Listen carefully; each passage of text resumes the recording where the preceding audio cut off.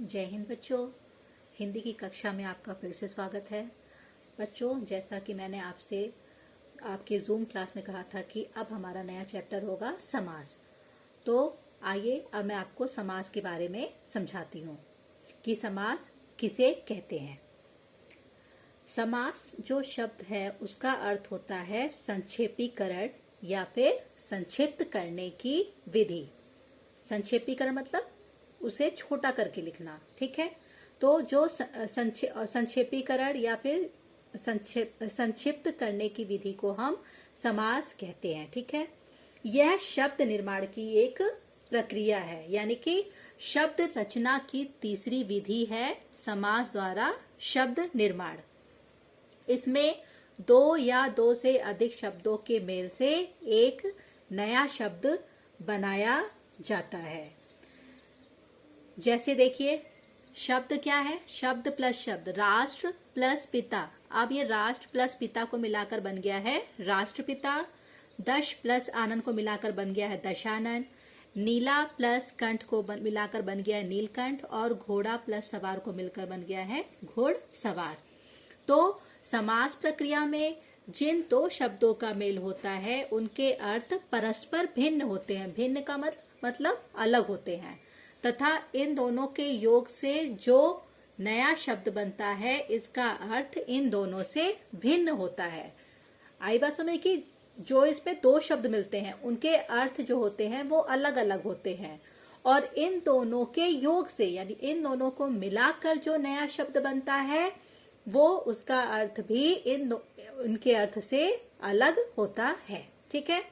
आइए अब देखते हैं समास की परिभाषा।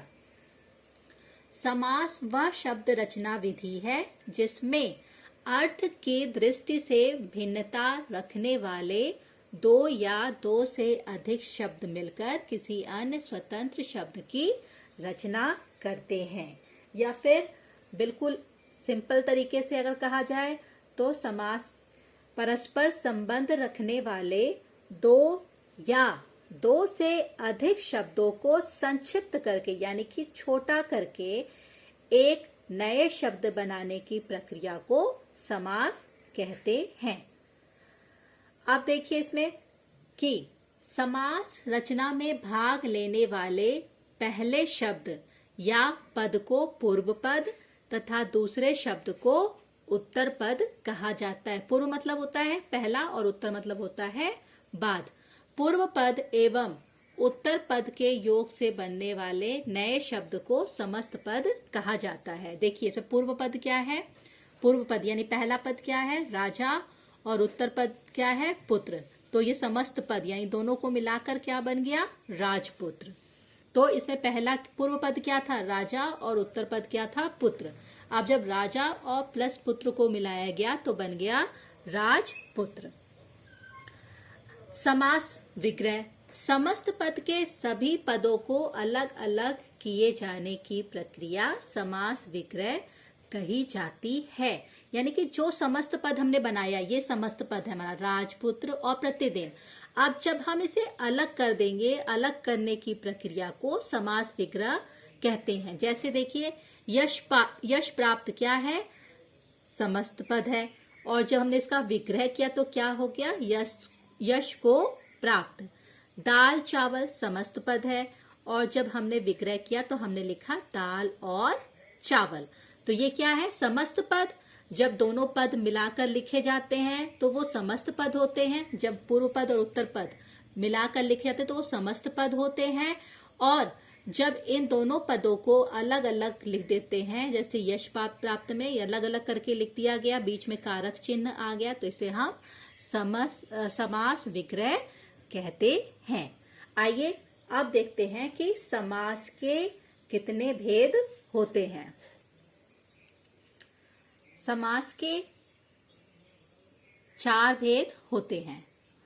आपने पहले शायद पढ़ा होगा 6 भेद, लेकिन उसे मैं अभी क्लियर कर देती हूँ। 4 भेद पहले देखिए कौन से होते हैं। तत्पुरुष समास, बहुव्रीहि समास, द्वंद्व समास, अव्ययी भाव समास। हम पहले कर्मधारय समास, 5वां हम कर्मधारय समास कहते थे, और 6ठा द्विगु समास। लेकिन इसमें क्या है? तत्पुरुष समास के ही ये दोनों भेद हैं, कर्मधारय और द्विगु समास। ठीक है, आइए अब देखते हैं तत्पुरुष समास। जिस समस्त पद में पूर्व पद विशेषण होने के कारण गौड़ होता है। विशेषण आपने पढ़ाई है कि जो विशेषण किसे कहते हैं, कि जो शब्द संज्ञा और सर्वनाम की विशेषता बताते हैं उन्हें हम विशेषण कहते हैं। तो जिस समस्त पद में पूर्व पद यानी कि पहला पद जो होता है वो विशेषण होता है, विशेषण होने के कारण वो गौड़ होता है, तथा उत्तर पद जो होता है विशेष्य होने के कारण प्रधान होता है, वहां तत्पुरुष समास होता है। यानी कि तत्पुरुष समास में पहला पद जो होता है उसकी उतनी इम्पोर्टेंस नहीं रहती है जितना उस उत्तर पद की इम्पोर्टेंस होती है। ठीक है, विग्रह करते समय कारकीय चिन्हों को जिनका समास करते समय लोप कर दिया गया था पुनः जोड़ दिया जाता है। तत्पुरुष समास में कारक चिन्ह होते हैं और जब हम इसका विग्रह करते हैं तो तत्पुरुष समास में क्या होता है, कारक चिन्हों का प्रयोग होता है, और जब हम समास समस्त पद बनाते हैं तो उस कारक चिन्ह को हम गायब कर देते हैं।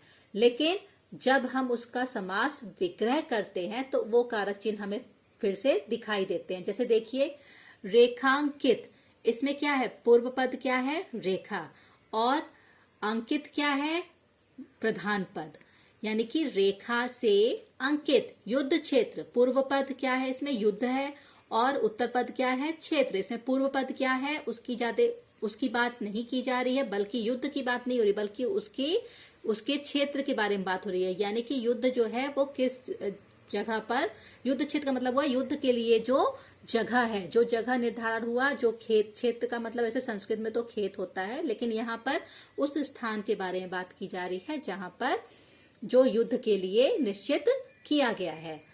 गुरु दक्षिणा, गुरु के लिए दक्षिणा, यहाँ पर गुरु की बात न करके बल्कि दक्षिणा की बात की जा रही है, इसलिए उत्तर पद यहाँ पर प्रधान है और पूर्व पद यहाँ पर गौड़ है।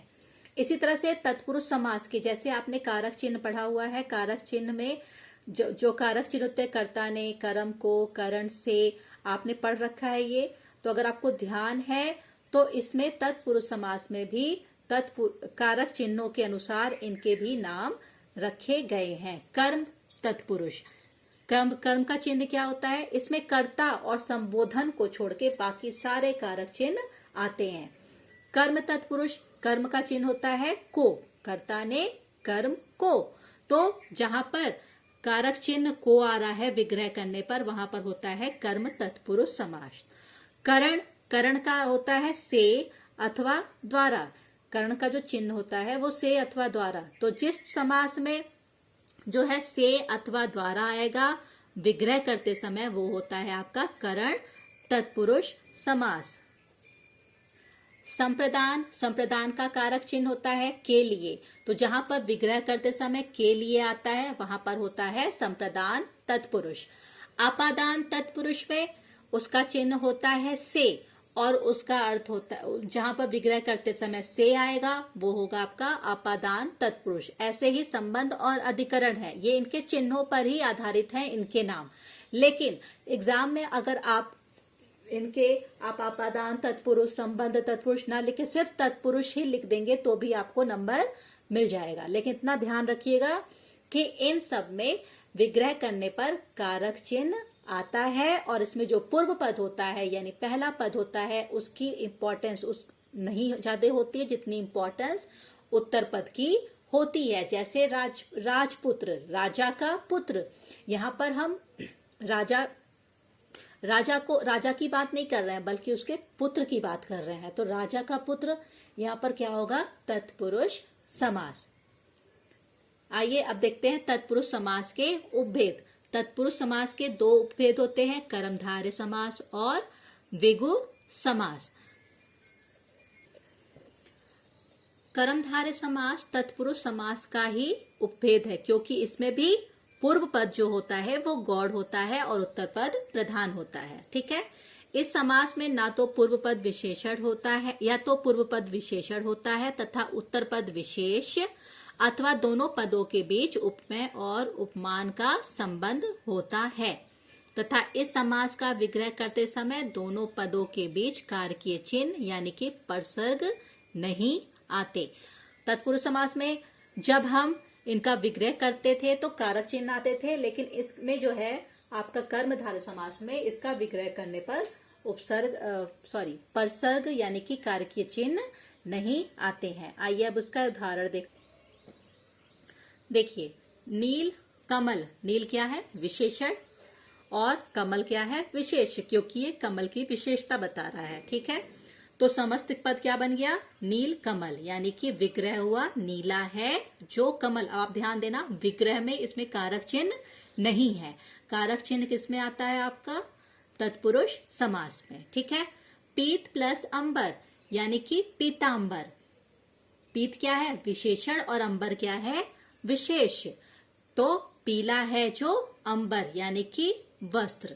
महा प्लस आत्मा, महात्मा, महान है जो आत्मा।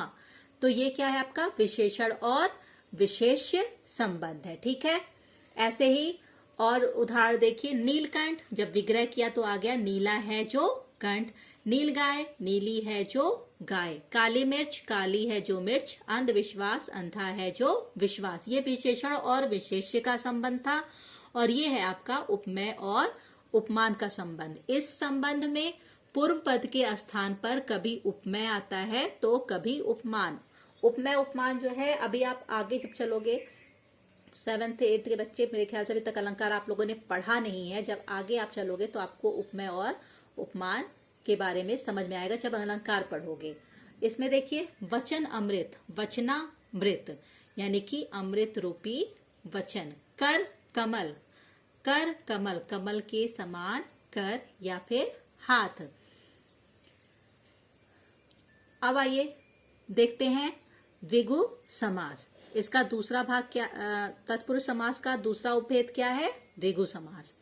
द्विगु समास बहुत इजी है, बस आप ये ध्यान रखिए कि इसमें जो प्रथम पद होता है वो संख्यावाची होता है, यानी कि प्रथम पद में संख्या आती है। जैसे कि आप देखिए, त्रिभुज, त्रिभुज में त्रि, आप देख रहे हो, त्रि मतलब हो गया 3। पंचतंत्र, पंच में 5। अष्ट, अष्ट मतलब 8। तो आप देख रहे हैं इसे पहला पद क्या है? वो पहला पद संख्यावाची है। तो जहां पर प्रथम पद संख्यावाची यानी पूर्व पद संख्यावाची होता है, वहां पर जो होता है वो द्विगु समास होता है। ध्यान रखना, वो कौन सा समास होता है? द्विगु, क्योंकि इसमें एक द्वंद्व समास भी है, तो बच्चे हमेशा कंफ्यूज हो जाते हैं। तो लेकिन द्वंद्व में क्या होता है? द्वंद्व में बीच में डैश लगा होता है, और द्विगु में पहला पद संख्यावाची होता है, और जब हम विग्रह करते हैं तो वो संख्या निकल के आती है। जैसे त्रिभुज, 3 भुजाएं हैं जो पंचतंत्र, 5 है तंत्र जो।